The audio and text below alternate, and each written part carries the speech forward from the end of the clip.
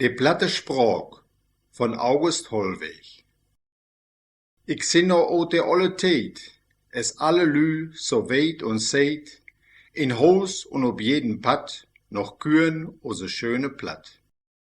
Dat leive platt, dat lüt so trü, dat lüt so old und lüt so nie, wird nicht mit Worgen mierten, kümmt groff und fien von Hirten. Ich hef alltied platt kürt und dacht, und hef platt grien und platt lacht. Sech auch vandaag mit platten Sinn, je leiven lü, kommt alle in.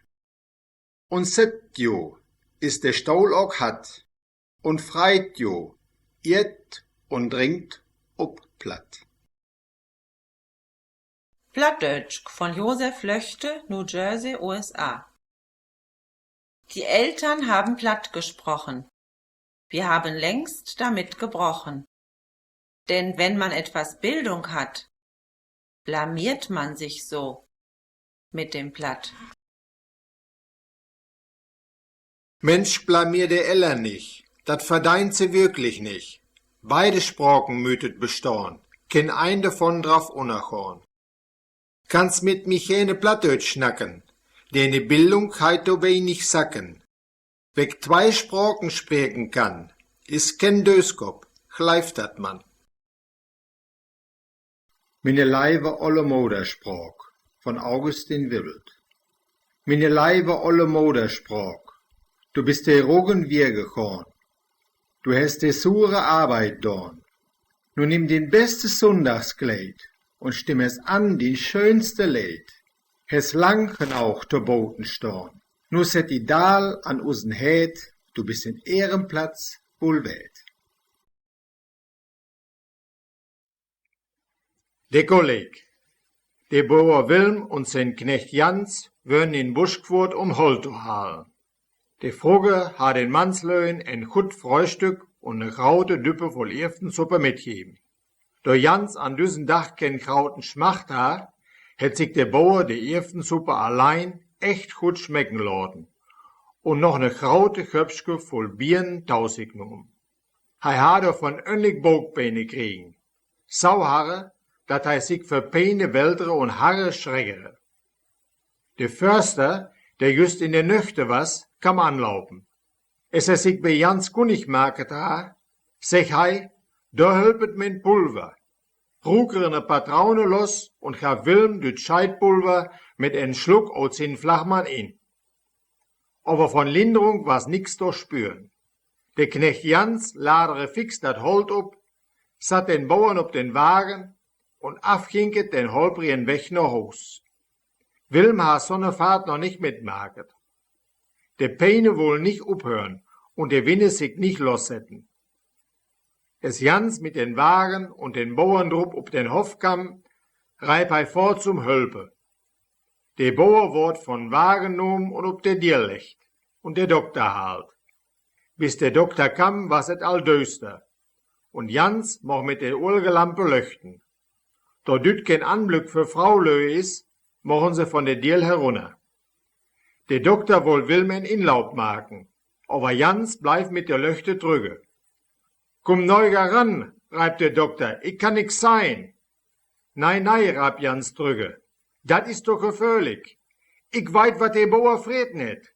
Wenn dat losknallt, behol wie keine Panne op'n Dacke. Vertelsels an Herdfür von Josef Bergenthal. Fennand und sin Testament. Wat was dat Faken Glück, dat n in Hause was. He pes Altät ob Haus up, he verwahrte Blagen, he bringt in Summer den Kaffee in Feld und immer hätte für de Kindern Zuckerklümpken in de Tasch. Eigentlich is he selbst ja n lückte Kurt Kuhm in Leben. He is n Einspänner und überblieben. Aber mannig in het allerhand in Strump upspart. Fennand hadert nicht. Kniepig was er nicht west, dat nicht. Tot Geld und Gieven ha er auch keine Gelegenheit, denn he ha Faken nicht so viel in Böll, dat er sich n Päcksken Tabak kaufen konn.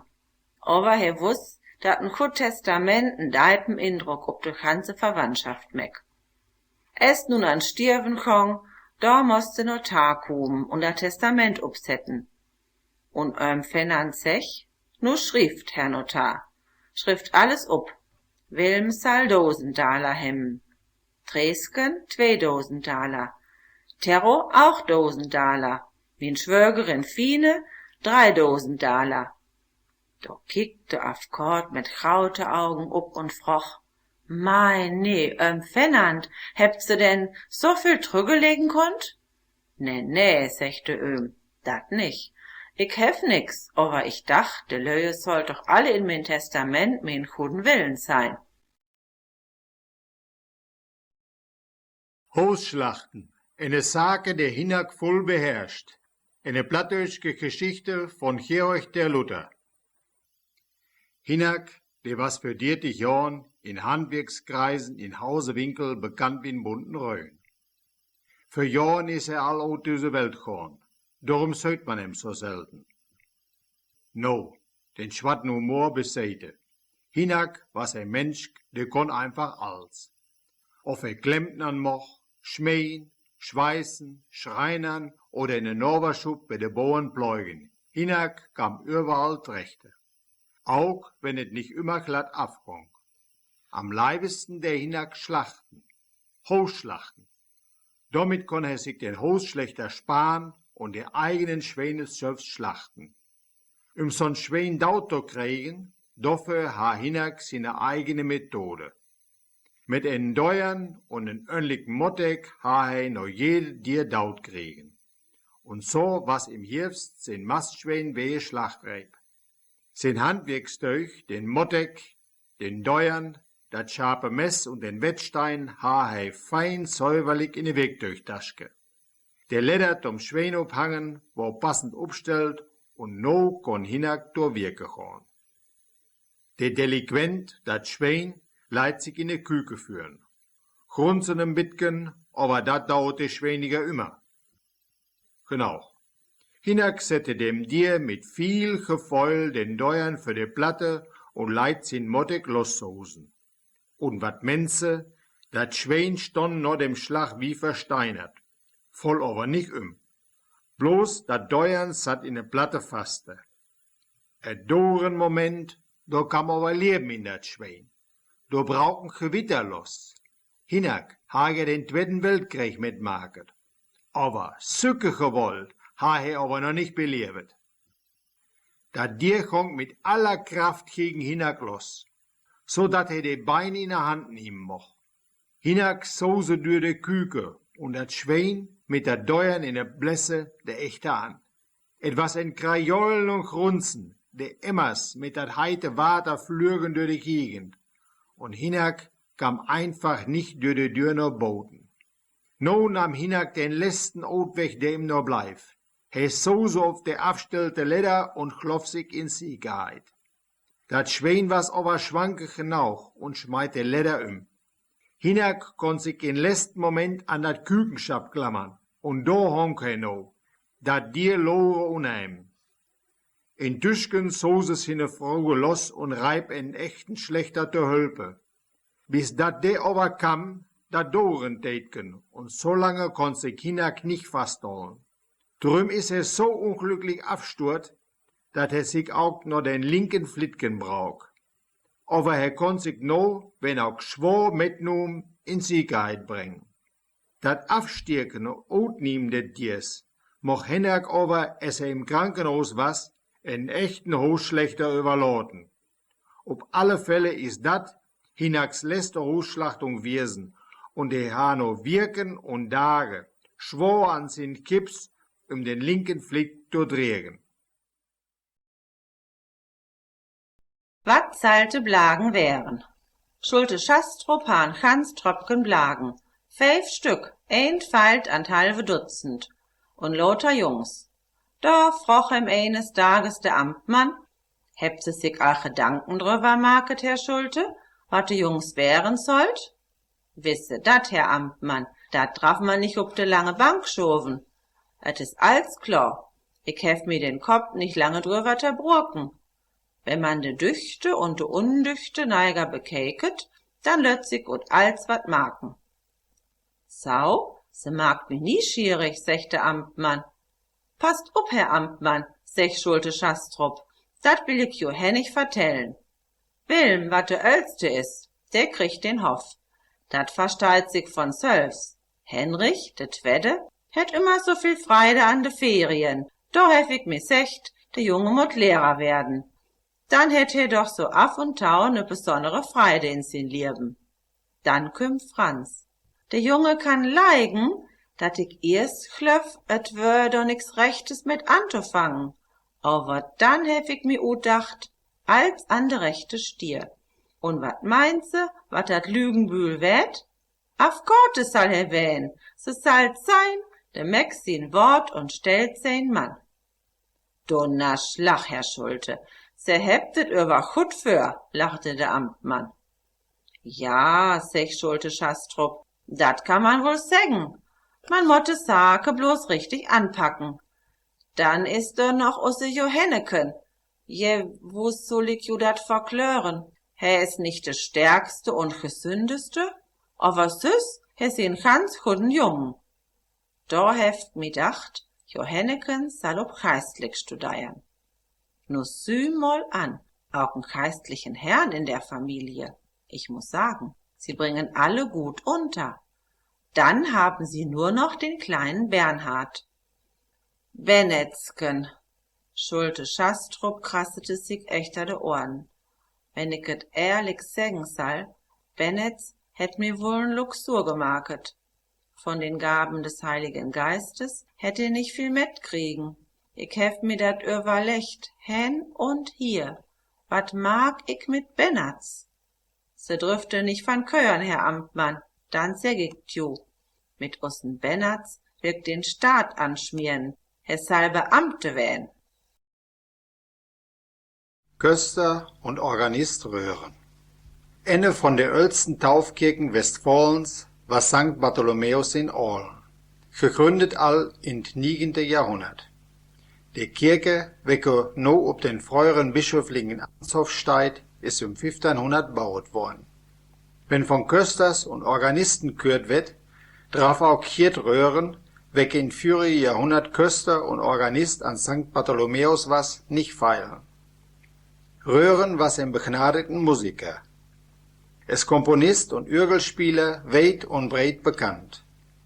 Ein grauten Pfeiler ha Röhren over Aug. He was schlürig und leid in die Kirche als verkum. Toos was et nicht anders, wat man auch verstauen kon. He was Einspänner. Die Pastor ha im einen skuren Tages es so faken secht. Köster, dat geit aber nicht. In die Kirche liegt der Stoff fingerdick ob der Bänke. Je lautet als verkum. Herr Pastor, sagt der Köster, dat mot so sehn, so stimmt dat mit use Kirchenlied nicht. Wat soll dat no wer heiten, frocht der Pastor. Ja, sagt der Köster, wir singet doch auch. Hier liegt vor deiner Majestät im Staub die Christenschar. Damit was der Pastor bedenkt. An einen Sonntag stünden Pastor und Köster in der Sakristei, etwas kurz für das Hauchamt. Vorher gaffet dort Hauchamt den Zieren Asperges mehr. Dort gingen die Geistliche und der Köster oder Misteiner den Mittelgang und die Gläubigen bekamen mit Wiegewater den Zieren. Der Köster oder Misteiner hatte dort den Wiegewaterkirtel, die Geistliche den Wiegequast, mit Wecke hei den Zieren gab. An düsen Sonntag stund der Köster Röhren mit dem vollen Wiegewaterpott parat. Aber der Pastor socht den Wiegequast. Man keik in alle Ecken, aber der Quast was weg. Der Pastor was verkat. Köster, sag ich habe ju alltid secht, wo der Pott is, mot auch der Quast sein. Et dore nicht lange, do ha der Köster den Quast gefunden. Er lag echt an Paramentenschrank. Der Pastor was warne. Der Köster mög ein erdeinig Gesicht. Beide drücken durch die Kirche. Zuerst kriegt die Frau lös, sagte den Zieren. Der Pastor, der in önlichen suchte echter. Wat passiere? He ha den Stiel in der Hand. Der Quast flaucht tüschken der Frau lö. Der Köster socht dat mal lö. Dacht dran, wat der Pastor im secht ha. Wo der Quast is, mot auch der Pott sein. Er nahm den Wiegewaterpott und schmeit den echten in Quast hier. Die Fraulöhe schrecken up. Sie wären klaternat. Köster und Pastor dröpen sich wehe in de Sakristei. Wat was to maken? Beide gingen non Altor. Dat Haucham fong an.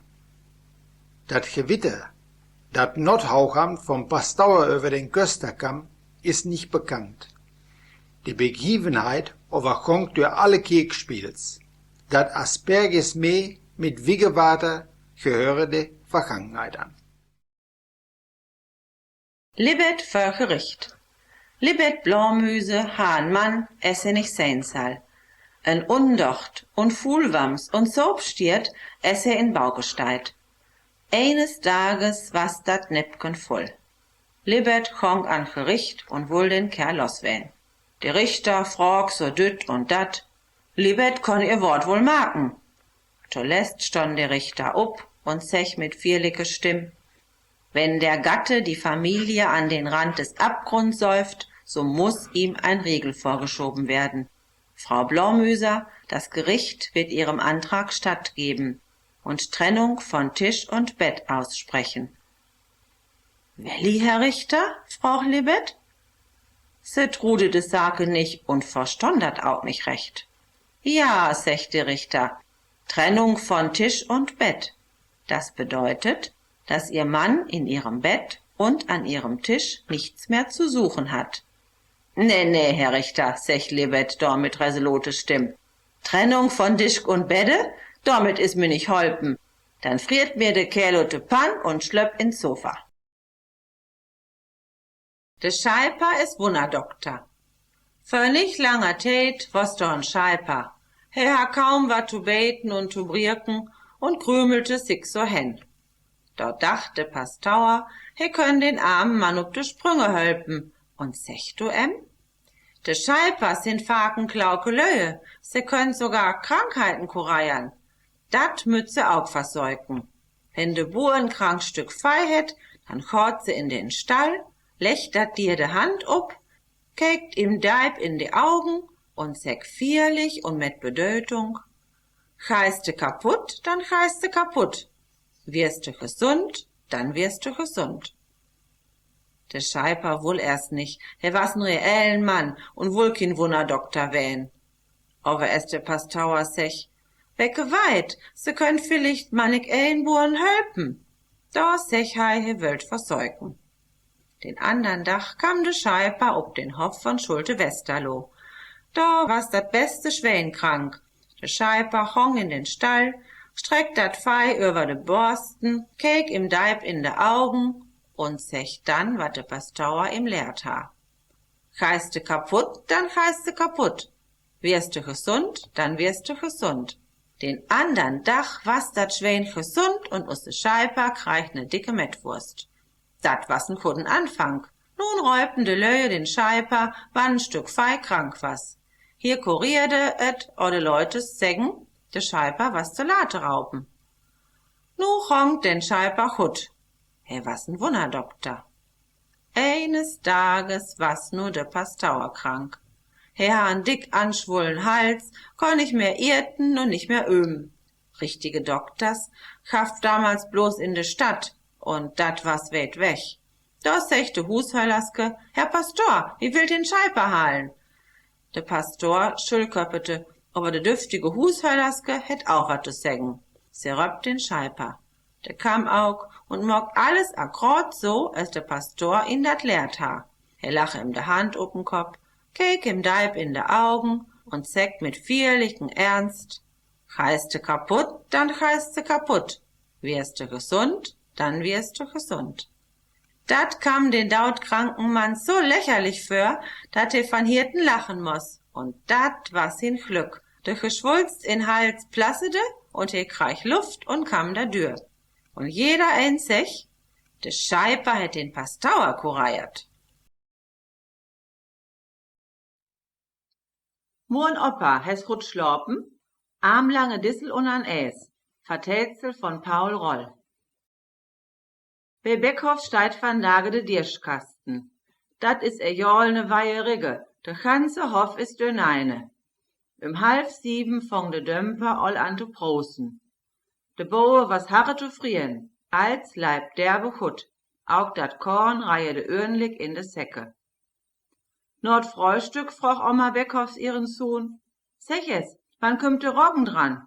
Ich brauch frisch get Strau für Berre. Leg mi mentein Schafen an de Seite. Pass aber op, dat keine Disseln dabei sind. Mit dat Strau für den Straußsack was Oma Warne penibel. Dat letzte Mal hätt sie den krauten Puck in Hirwist nie gestoppet. No wort aber wer je tät. Opa lach ejol de ganze Nacht in dat Kölken echter ihr. Dat soll nu ändert wen. An nächsten Dach moch Opa hölpen, den Sack ob de Dirle zu schlüren. Et post em nicht recht. Ejol knurrde hes sich wat in Bord. Wat hast du zu knüttern, olle Twierskop? Froch Oma. Dat was gewiss noch nicht neidig. Von jo hevet wenig viel Roggenstrauch. Resolut pock Oma de Sake an, kneiete sich und klegge den Sack leeg.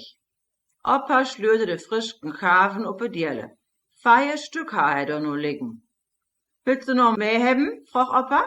Ganz gewiss, de Beddens von de Kinder möt ich auch noch stoppet wehen. Dat wird ja ne teure Mahlzeit, sech Opa, und reckete sich wehe Düsse Arbeit hätt Oma sich se liewe Dach nicht niem loten, dat konn je kein eine gut genug maken. Eist worn de Ecken prall mit Strau voll stoppet, de Mitte kam to läst. Was de Sack voll, wo het Tau knüppet, und man konn meinen, et lechte und ossen de sehen Mittagsschlop holl. No moch Opa seine Holzken out trecken und ne Weile ob den Sack herumtrampeln. No is genauch, dreh ein in de Kammer und halte Säcke von de Kinder nach unten, kommandiere Oma. De schmeit ich forts de Treppe herunter, ich will mir nicht den Hals brierken. Dat deust du nicht. Wecke soll dat Häckselwirks wehe wegösen? Men bloß ich. Mit Knuren und Flauken hätt den ersten Sack nur unten schliepet. Es hei mit den zweiten Sack uppe Treppe an Rengstern was, hüskete ne Maus oten Sack und hüppete den Opa in ne Schürte. Er leit den Sack stürten und de ganze Küke lag voll Sturf und Häcksel. 50 Jahr wellen Beckhoffs nu all verheiratet und sind immer gut rechte Kumen. Aber dat Spektakel, dat et noch haf, nei, ich kür doch nicht über. Auch düsse schwore Arbeit was wanners dorn. Oma und Opa hängen betäten in Berre. Oma lach fort stille ob den dicken Straußsack, aber Opa wäldere sich von eine Seite ob de andere. Im Fall gewiss dat Kölken echter Omas Kunte. Oma lag mit en Äs an de Wand, sah ihr Plätzken wanners platt liegen. Opa bleef an Rengstern und Oma meinde, se hä im Flauken hört. Nur fäng Oma an zu schennen. Wat häst jol zu weiern, bleef endlich still liegen und für dat Flauken Biermolleis, dann kann's auch schloppen. Ein Viertelstündchen later schaffet normalen Familiendrama. Opa rullete es in Mehlsack oder Bettstelle und mit n ordentlichen Bums lach er op'm Fautboden. Er rakelte sich wehe op, stickete de Kerze an, klegge sich den Äs und de Wörde hino von sich haff. Ich mein, et gong haarscharf an de Sittlichkeit vorbei. Vernäh nicht essen Jachtröhren, stonne in Nachtpolter mit de Kerze in der Hand, essen Spauk für de Bettstelle, trock Oma dat Bäretürch weg, knüppete de Schliepe von de Packsbänder los, die den Straußsack benene hollen, und greib in den Straußsack. Und wat trock he rot? Ne wohl armlange Dissel. Dat hast du extra dorn, du liederliche Frau Mensch. Do kürt wie, mur no mal über. Wölkete he die Oma an. He poste dat Licht out und clevere Wehe in Berre. Bleef over ne Handbreit von Omas Kunte weg. No konn he auch schlaupen. Biert hätt euch gewiss nicht mehr.